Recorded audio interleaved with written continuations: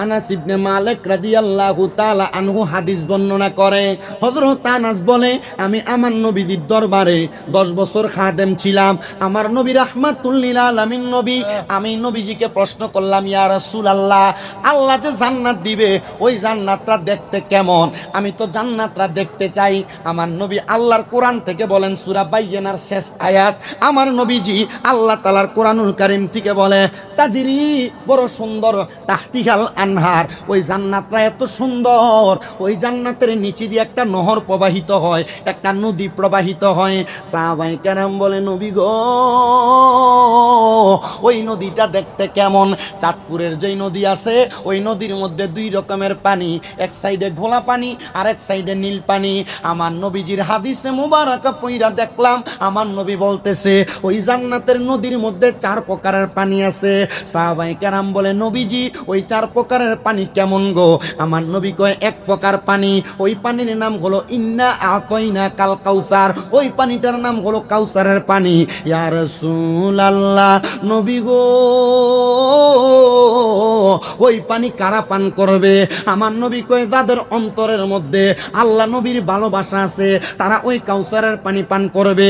আল্লাহ নবীর প্রতি ঈমান আছে তারা ওই কাউসারের পানি পান করবে। আল্লাহ নবীর প্রতি ভালোবাসা আছে তারা ওই কাউসারের পানি পান করবে। আজকে যে খাট্টার বাবারা মাহফিল সাজাইছে মিলাদুন নবীর, আল্লাহ নবীর প্রেম আছে বিদায় লাখ লাখ টাকা খরচ করে মাহফিল সাজাইছে।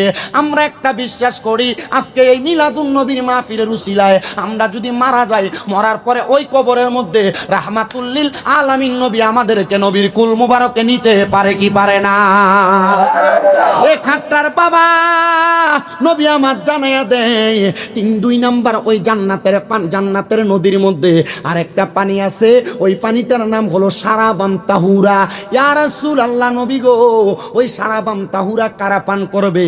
আমার নবী কয়, যারা দুনিয়াতে কোনোদিন পরের হক মাইরা খায় নাই, যারা দুনিয়াতে কোনোদিন পরের সম্পদ লুণ্ঠন করে নাই, পরের হকের প্রতি লোভ করে নাই, তারা ওই সারাবান তাহুরা পান করবে। 3 নাম্বার, ওই জান্নাতের নদীর মধ্যে আরেক প্রকার পানি আছে, ওই পানিটার নাম হলো জান্নাতের লাবান দুধ। ও জান্নাতের দুধকে পান করবে। আমার নবী কয়, যারা কোনোদিন তাদের জবান দ্বারা ফায়সা কথা বলে নাই, মিথ্যা কথা বলে নাই, পরেরকে গালি দেয় নাই, ওই মানুষগুলা জান্নাতের দুধ পান করবে। ইয়া রাসূলুল্লাহ, এবার 4 নাম্বার জান্নাতে কি আছে? আমার নবী কয়, জান্নাতের নদীর মধ্যে এবার আছে জান্নাতের মধু। ও নবী গো, জান্নাতের মধু কারা পান করবে? আমার নবী কয়, উম্মত, ওই জান্নাতের মধু তারা পান করবে যারা কোনোদিন নেশা দ্রব্য পান করে নাই। এই এলাকার নেশাখোর, তুমি যে নেশা করো, এই এলাকার ইয়াবাখোর, তুমি যে ইয়াবা পান করো, এই এলাকার গাঞ্জুটিরা, তোমরা যে গাঞ্জা খাও, এটার কারণে তোমার নিজের ক্ষতি হয়। আল্লাহ দোহাই দিয়া বলি রে, এমন নেশার কাজের মধ্যে তুমি যাও না। যদি যাও, জান্নাতের মধু তোমার কপালে নাই। পরের হক যদি খাও, জান্নাতের দুধ তোমার কপালে নাই। যদি তুমি পরের হক লুণ্ঠন কর, গালিগালাজ করো, তাহলে জান্নাতের মধু সারাবান তাহুরা তুমি পান করতে পারবা না। আল্লাহ নবীর ভালোবাসা না থাকলে তুমি কোনোদিন জান্নাতের ইন্না আতাইনা কাল কাউসার, কাউসারের পানি পান করতে পারবা না। এই 4 প্রকারের পানি পান করবে। তার মানে নবী গো, জান্নাতের মধ্যে একটা নদী আছে, ওই জান্নাত তো বড় সুন্দর। ইয়া রাসূলুল্লাহ, নবীজি তাহতিহাল আনহার, আল আনহারু খালিদিনা ফিহা আবাদা। ও মায়ের নবী, জান্নাতের লোভ তো দেখাইলেন, জান্নাত সুন্দর বললেন, তাহলে জান্নাতের মধ্যে আমরা কতদিন থাকবো? বাড়ি ভাড়া 10,000, বছরে নামাসে কথা কয়নি, দুনিয়াতে বাঁচবেন 60 বছর। আপনার দাদা মারা গেছে আজকে 100 বছর, কবরে যে আছে কেমন আছে, কি খবর অবস্থা আপনি জানেন না। নবীজি, ওই জান্নাতের মধ্যে আমরা কতদিন থাকবো গো? আপনি নবী বলেন না। আমার নবী কয়, আমি বলি না, আমার আল্লাহ স্বয়ং বলে দেয়। কি বলে? কয়, খালিদিনা ফিহা আবাদা। মারহাবা, জোরে কোন নাম্বার হাওয়া। এই আবাদা শব্দটার তাফসীরে পরে আসতেছে। আল্লাহ প্রথম কয় খালিদিনা ফিহা, ওই জান্নাতের মধ্যে তোমরা চিরস্থায়ী বাসিন্দা হইয়া থাকবা। আমার নবী ডাক দিয়া কয় শুধু চিরস্থায়ী বাসিন্দা। আল্লাহ কয় নবী গো উম্মতের বইলা দেন আরেকটা শব্দ ব্যবহার হয়েছে আবাদা, শুধু চিরস্থায়ী বাসিন্দা হয়ে থাকবে না, আবাদা তারা জান্নাত থেকে বের হতে চাইবে না। সরে সরে বলেন সুবহানাল্লাহ। এত মজার জান্নাত, বের হইতে চাইবে না। মারহাবা বললেন না? হযরতে কাবিসা রাদিয়াল্লাহু তাআলা নবীর সাহাবী প্রশ্ন করি ইয়া রাসূলুল্লাহ ইয়া হাবিবাল্লাহ, এ জান্নাত যে বললেন নিচে দিয়া নহর প্রবাহিত হবে, তাইলে আল্লাহ এটা বানাইছে কি দিয়া? মারহাবা কইলেন না? দেখবেন সমাজে এমন অনেক লোক আছে 100 টাকা খরচ করবে, বারবার জিগায় এটা যেখানে খরচ হবে আমার লাভ কি হবে? কথা কয় না। আমার যখন দাওয়াত দেন আমি জিজ্ঞাসা করছি আমার যে দাওয়াত দিবেন এর আগের বছর কোন বক্তা আইছে, আমি জিজ্ঞাসা করছি আপনারা যে মাহফিল করবেন আমার মাইক দিবেন কয়টায়, হাদিয়া দিবেন কত, বারবার জিগাইছি। কি লাগা? কারণ আমি যাই না তারপরে যাবো, এর আগে যাইতাম না। আল্লাহর নবী সাহাবায়ে কেরাম জিগায় ও নবী জান্নাত যে বানাইছে আল্লাহ কি দিয়া বানাইছে? কয় স্বর্ণের একটা ইট, রূপার একটা ইট দিছে, মাঝখানে লাল ছোট ছোট ইয়াকুত পাথর, জামারুত পাথর দিয়া আল্লাহ তাআলা জান্নাত বানাইছে। এত সুন্দর, এত সুন্দর, এত সুন্দর নবী গো, কেমন সুন্দর। আর মানুষ কেমনে প্রবেশ করবে? বলে মানুষ বিসমিল্লাহ বলে ফুলসেরাতের রাস্তার মধ্যে ডান পা দিবে, বাম পাটা আলহামদুলিল্লাহ বলে যখন ফেলবে, চোখটা খুলে দেখবে জান্নাতের মধ্যে প্রবেশ করেছে। এত সুন্দর মেহমানদারি জান্নাতের মধ্যে প্রবেশ করলে আমার আল্লাহ তাআলা মাছের কলিজা দিয়া জান্নাতীদেরকে মেহমানদারি করবে। জোরে সোরে বলেন সুবহানাল্লাহ। ইয়া রাসূলুল্লাহ ইয়া হাবিবাল্লাহ, বুঝতে পারলাম। তাহলে বলেন না ওই জান্নাতে কারা কারা থাকবে? আগে বলছি জান্নাতের ওই শরাব কে কে খাবে, এবার নবী আমার বলতেছে ওই জান্নাতে থাকবে 2 প্রকারের ব্যক্তি। ইয়া রাসূলুল্লাহ নবী কোন 2 প্রকারের ব্যক্তি থাকবে? এবার আমার আল্লাহর কোরআন বলে রাদিয়াল্লাহু আনহুম ওয়া রাদু আন, ওই জান্নাতের মধ্যে যেই 2 প্রকারের ব্যক্তি থাকবে, এক প্রকারের ব্যক্তি হলো যাদের প্রতি আমার আল্লাহ সন্তুষ্ট হয়েছে, আর যারা আমার আল্লাহর প্রতি সন্তুষ্ট হয়েছে। আপনারা হাজীগঞ্জের খাট্টার মানুষ বলেন, আপনারা সবাই আল্লাহর প্রতি খুশি না বেজার? আপনারা সেই জান্নাতে যাবেন, কিন্তু বাবা শুধু আপনি খুশি থাকলে হবে না, আল্লাহ তো আপনার প্রতি খুশি থাকা লাগবে। ও আল্লাহ আপনি কেমনে খুশি হন? আল্লাহ কয় আমার নবীর মাধ্যমে রাদার রব্বি ফি রিদাল ওয়ালিদাইন, মা বাবার খুশিতে আমি আল্লাহ খুশি হই, মা বাবার সন্তুষ্টিতে আমি আল্লাহ সন্তুষ্টি হই। সাখাতুর রব্বি ফি সাখাতিল ওয়ালিদাইন, মা বাবার অসন্তুষ্টিতে আমি আল্লাহ অসন্তুষ্ট হয়ে যাই, মা বাবার অখুশিতে আমি আল্লাহ অখুশি হয়ে যাই, মা বাবার নারাজে আমি আল্লাহ নারাজ হয়ে যাই। আল্লাহ তাহলে বোঝা গেল আপনারা যদি খুশি করা লাগে, আপনারা যদি সন্তুষ্ট করা লাগে, আগে আমি আমার মা বাপরে সন্তুষ্ট করা লাগবে।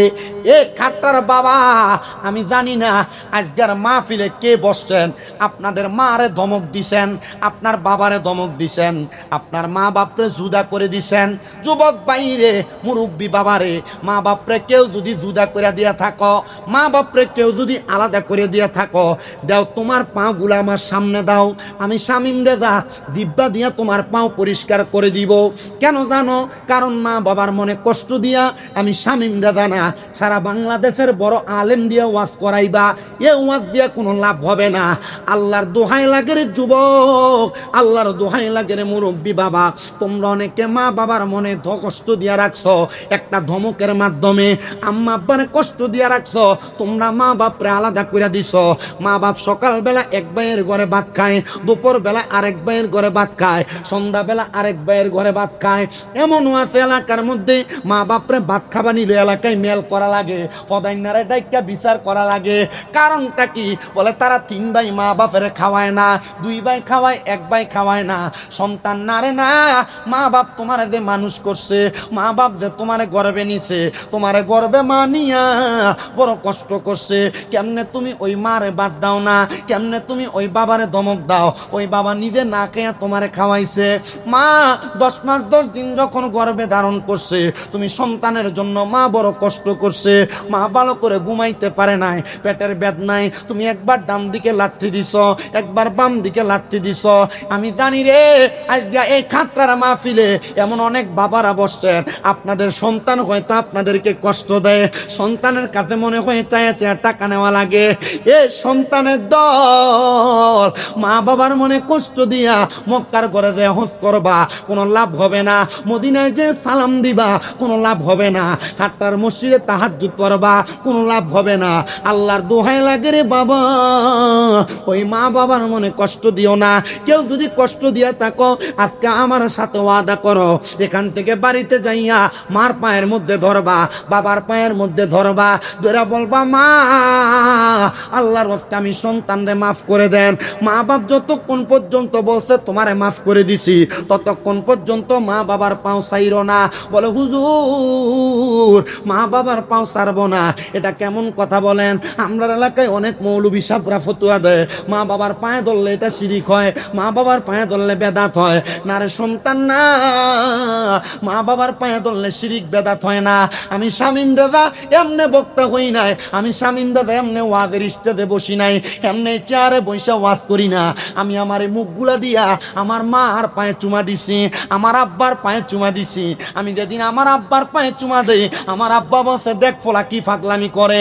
আমি যেদিন আমার মার পায়ে চুমা দিছি, আমার একটা ভিডিও ম্যান ছিল, সে আমার সাথে থাকতো, সে আমারে কয় আপনারে মানছে হাতে চুমা দেয়, আপনারে মানছে কপালে চুমা দেয়, আপনি দিয়ে আপনার আম্মার পায়ে চুমা দেন। আমি কইছি রে, আমি আমার মায়ের কদমে চুমা দিয়া আম্মার কদমে ছোট থাকার কারণে আল্লাহ আমার দেশ জাতির কাছে বড় বানায়। আপনারা বলেন মা বাবার কদমে ছোট হইলে ওই সন্তানকে আল্লাহ তাআলা বড় বানাইতে পারে কি পারে না?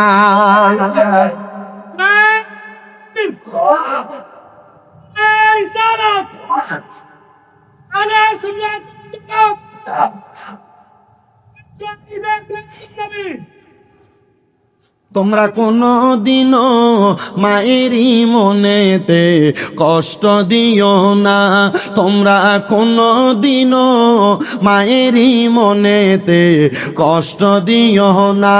হায়রে মায়ের মনে কষ্ট দিলে খোদা তো সহে না, বলেন মায়ের মনে খোদা তো সহে না। তোমরা কোনো দিনও মায়েরই মনেতে কষ্ট দিও না, তোমরা কোনো দিনও মায়েরই কষ্ট দিও না। আরে মায়ের মনে কষ্ট দিলে কষ্ট পায়রা বানা, হায়রে মায়ের মনে কষ্ট পায়রা বানা। তোমরা কোনো দিনও মায়েরই মনেতে কষ্ট দিও না।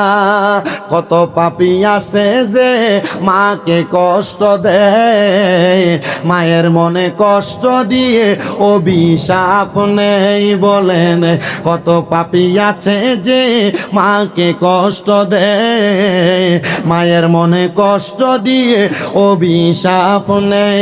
হায়রে মায়ের মনে কষ্ট দিলে কষ্ট পায়রা বানা, কন্যা মায়ের মনে কষ্ট পায়রা বানা। তোমরা কোনো দিনও মায়েরই মনেতে কষ্ট দিও না, তোমরা কোনো দিনও মায়েরই মনেতে কষ্ট দিও না। কত সন্তান আছে যে শাশুড়ি পেয়ে মাকে ভুলে যায়, দামি দামি খানা নিয়ে শ্বশুর বাড়ি যায়।